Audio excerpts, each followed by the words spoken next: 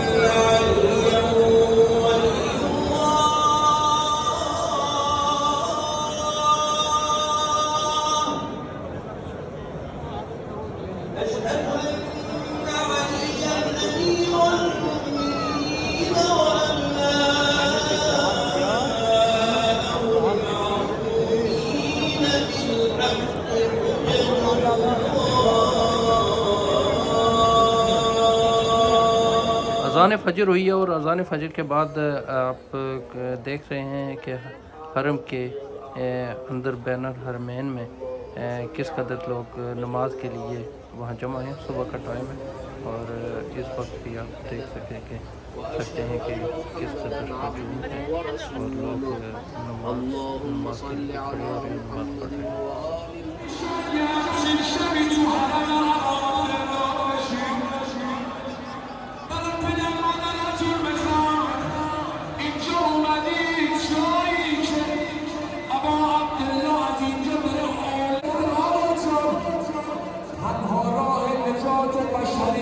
حسین اولاد حسین دست دیو بالا، دست دیو بالا،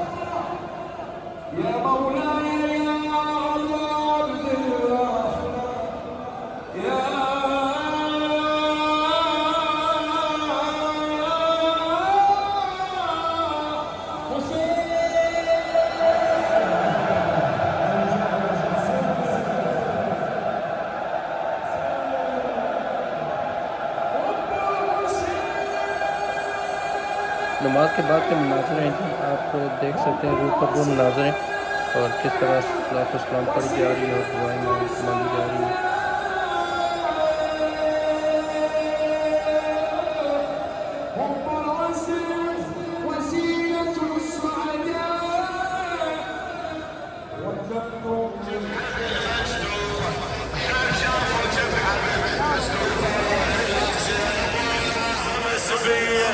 ليش من نصيحتهم محنية ليش من نصيحتهم محني وإله زينب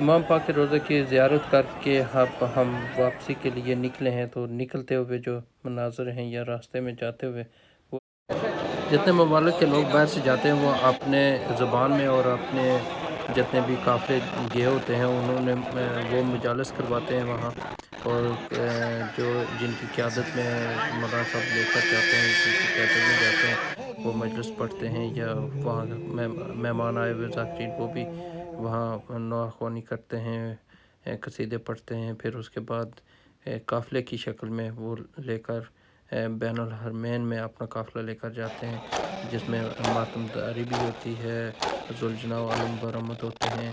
یہ جو قافلہ ہے بریڈ فورٹ سے گیا ہوا ہے، علامہ سلطان کاظمی کی قیادت میں ہے. ہم نے بھی ان کی مجلس اٹینڈ کیا، اور یہ پورے قافلے کی صورت میں اجتماعی طور پر علم و ذوالجناح برآمد کر کے ساتھ لے کر جا رہے ہیں، اور ان کے لیے باقاعدہ طور پہ انتظام کیا گیا ہے. انہیں ٹائم دیا ہوا ہے، وہاں اپنے قافلے کے ساتھ یہ پہنچیں گے، اور جب وہاں پہنچیں گے تو پھر آپ کو یہ سارے کوشش کروں گا کہ یہ ان کے راستے میں جاتے وقت ان کی ساری وہ دکھائی جائے کہ یہ کیسے قافلے کو لے کر کے ہیں وہاں، تاکہ آپ لوگ جب جائیں تو آپ کو بھی پتہ ہو کہ آپ جس قافلے کے ساتھ گئے ہوں میں اس کے ساتھ رہ کر تو آپ وہاں بین الحرمین میں جا کر اجتماعی طور پر بھی زیارت کر سکتے ہیں.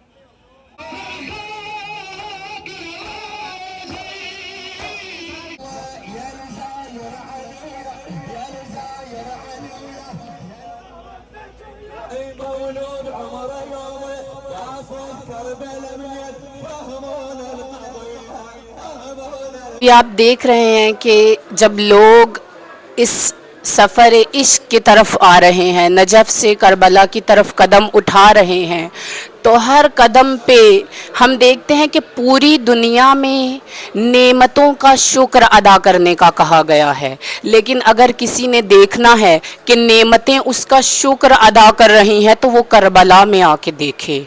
हम जब पूरी दुनिया में देखते हैं कि पानी पीना है तो हम पानी की तरफ जाते हैं, लेकिन करबला में हुसैन के सदके में पानी कहता है कि ए ज़ाहिर हुसैन तो मुझे पी ले। क्यों? क्योंकि यही वो पानी है कि जिसकी एक बूंद हमारे आका के बेटे जनाब अली असगर को नहीं मिला। अभी आप देखते हैं हर जगह एक से एक मौला का दस्तरखान लगा हुआ है और खाने मिल रहे हैं। किसके सदके में मिल रहे हैं? उसके सदके में मिल रहे हैं जो 3 दिन का भूखा प्यासा था। मोमिनात, जब आप तसव्वुर करें ये जो सफ़र हम कर रहे हैं, ये सफ़र किसके सदके में है, किसकी कुर्बानी के सदके में है? जिसकी कुर्बानी को परवरदिगार ने वफ़दैनाहु ज़िब्हन अज़ीम करार दिया है। परवरदिगार से दुआ करते हैं इस मशी में, इस सफ़र इश्क में हमें हमारे मौला व आका की मारिफत अता फरमाए। से दरख्वास्त करूँगी कि जब आप इन रस्तों पे चलते हैं जो कि करबला की राहें हैं, जो करबला के रास्ते हैं, तो अपने तसव्वुर में ये बात लेके आइए कि ये वो रास्ते हैं जहाँ पे मेरे मौला असर आशूर और रोज़े आशूर चलते रहे हैं। अभी जब आप हज़रत अबुल फ़ज़ल अब्बास की ज़री पे जाएंगे तो तसव्वुर करिए, क्या ये वही ज़री है जिस पे आते आते मेरे आका कह रहे थे अला अनकसर ज़हरी, मेरी कमर टूट गई है। जब आप मकामे अली असगर पे जाएंगे तो तसव्वुर करिएगा कि मेरे आका व मौला किस तरह से 7 मरतबा कदम आगे लेके जाते थे और कहते थे इन्ना लिल्लाहि व इन्ना इलैहि राजिऊन रिज़म बिक़ज़ाइही व तस्लीमन लिअम्री। ज़रा तसव्वुर करिएगा, जब आप हुसैन इब्ने अली के रोज़े पे जाते हैं और दूसरी तरफ तिल्लाए ज़ैनबिया है, वो तिल्ला कि जिस पे हमारी बीबी हमारी आकाज़ादी खड़े होके कह रही थी अरे ना मारो, मेरी माँ ने चक्कियाँ पीस पीस के पाला। रहमान, मेरा नाम सैयद अली रज़ा बुखारी है। कारवाने बुखारी के नाम से अपना ग्रुप चला रहा हूँ।